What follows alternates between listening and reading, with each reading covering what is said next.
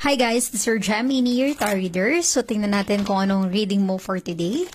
Just a reminder, this is a general reading. So this may or may not resonate with you, so don't take it personally. This is just a guide. This is also a timeless reading, so kung panood mo ito sa ibang panahon at ibang pagkakataon, possible na nakatadhanang mapanood mo ang reading na ito. Maaring mga advice and messages na mapupull out natin ay makatulong sa iyong sitwasyon. Also, please like, share, comment, and follow my page for more videos like this. Give me your energy. Ano ang reading mo for today? Give me your energy.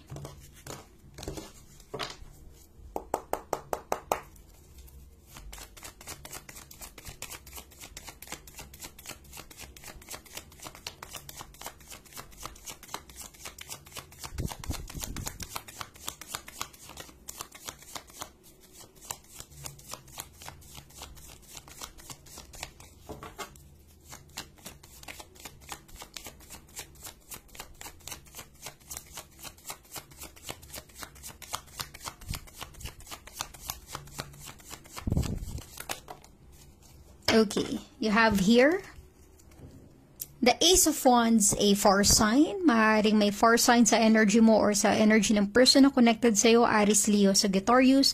And you have the Eight of Wands, a strong fire sign energy, Aries, Leo, and Sagittarius. Posibleng may letter A sa pangalan mo or may letter H, or maaaring connected ka with someone na may letter A or may letter H sa pangalan nila.